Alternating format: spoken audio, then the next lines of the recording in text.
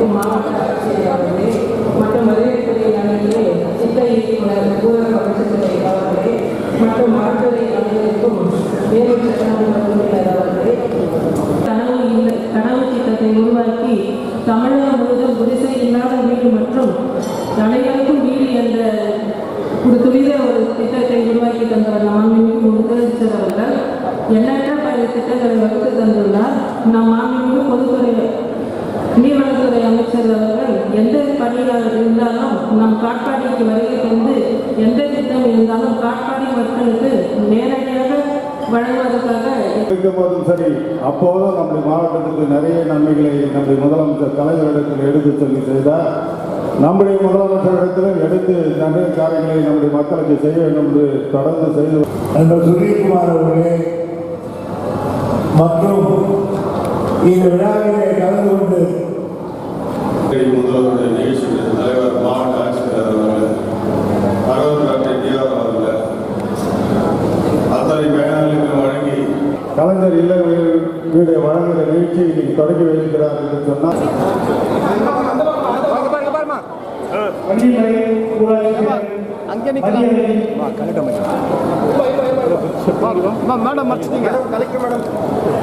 கொஞ்சம் முன்னாடி வாங்க மேடம், கொஞ்சம் முன்னாடி வாங்க.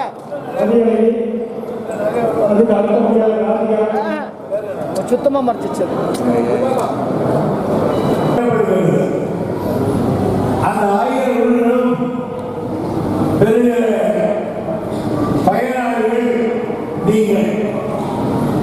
எனவே அந்த வீடுகளை எல்லாம் உங்களுக்கு நான் தரப்போகிறேன்.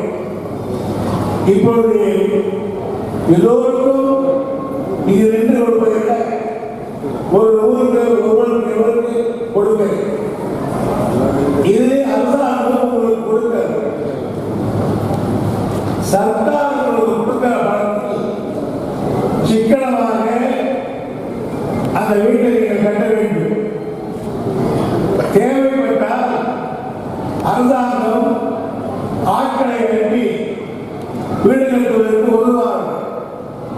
அதை என்னுடைய தொழிலாளர் பஞ்சாயத்து சொன்னால் கலெக்டர் அவர்கள் நடவடிக்கை எடுப்பார்கள். எனவே இதற்காக நாம் முக்கியமாக சொல்வது வந்ததற்கு காரணம் பல ஊர்களில் இப்படி வீடு கட்டுகிறவர்களுக்கு வீடு வாங்கி தருகிறேன். 3 லட்சம் வரும். அதை 4 லட்சம் 25,000 கொடு 10,000 கொடுன்னு பேரம் பேசுறதா மற்ற பகுதியில் கணக்கு வந்து ஒரே ஒரு பைசா கூட எந்த ஒவ்வொருக்கும் நீங்கள் தரக்கூடாது என்பதுதான் என்னுடைய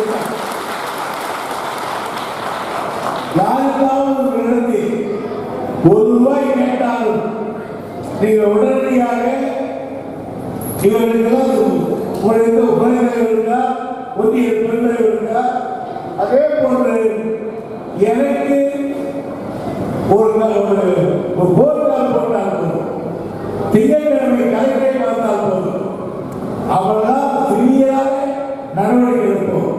சில பெரியவர்கள் நான் 3 லட்சம் வாங்கி தந்தேன், எனக்கு 20,000 கொடு, 15,000 கொடு, 10,000 கொடு பேரம் பேசலாம்.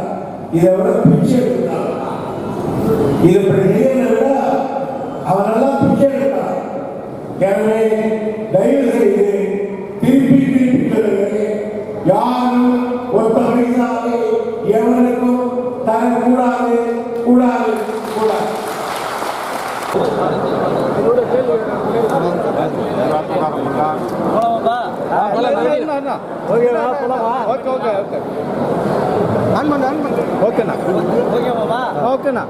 சார், அத்திக்கடவு அவிநாசி திட்டம் உங்கள் நீண்ட நாள் கனவு. ஆனால் நீங்கள் தான் முதல் பிளான் பண்ணி அதை ரெடி பண்ணீங்க. ஆனால் எடப்பாடி என்ன சொல்றாரு, 90% பணிகள் நாங்கள் பண்ணோம், லேபிள் ஓட்டிக்கிறாங்க அப்படின்னு சொல்றாரு. அதை பற்றி என்ன சொல்றாரு? லேபிள் ஓட்டுறதுக்கே அதை பற்றி நான் ஒன்றும் பதில் சொல்ல விரும்புகிறேன் சார். இப்போ இந்த காயின் வெளியிட்டாங்க இல்லையா, ₹100 கலைஞருக்கு, அது கடுமையாக விமர்சிக்கிறாரு எதிர்கட்சி தலைவர். அது என்ன அது விவரமெல்லாம் பேசியிருக்காரு சார். அவருக்கு இதே மாதிரி தான் அண்ணாவுக்கு இதே மாதிரி தான் எப்படி அதே அதுக்கு சம்பந்தம் வேணும். அதை பார்க்கணும். அவருக்கு அதை பார்க்கல, இதை குறைத்துட்டு இருக்காங்க. பிஜேபி தலைவர் அண்ணாமலை என்ன சொல்றாரு, இதில் அரசியல் கலக்க வேண்டிய அவசியம் இல்லை, எடப்பாடி சொல்வது தவறு அப்படின்னு சொல்றாரு சார். ஆமாம், இது ஒரு மறைந்த தலைவருக்கு ஒரு மரியாதை செலுத்துகிறார்கள்.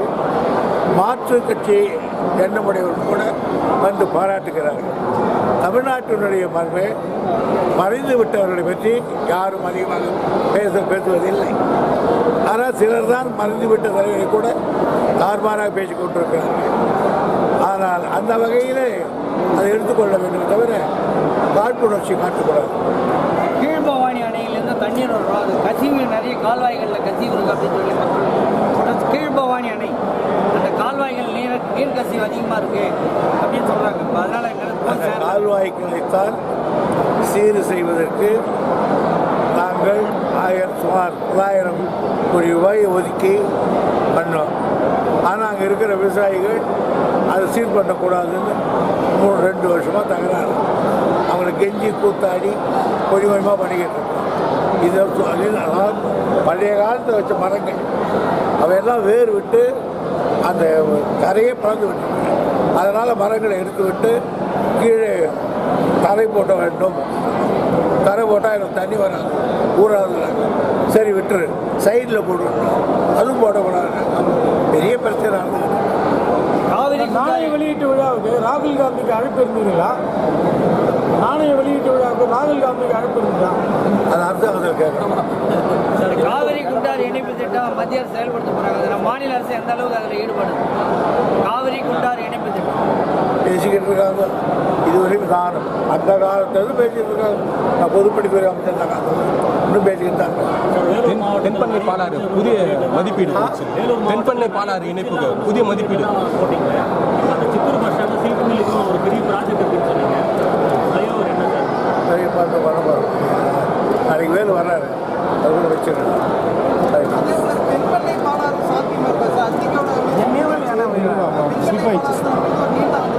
என்னுடைய லட்சியம் அதுக்காக நான் அந்த 2 வருஷம் எப்படியாவது முயற்சி எடுத்துருப்பேன். ஆய்வு பணி முடிஞ்சு சார்.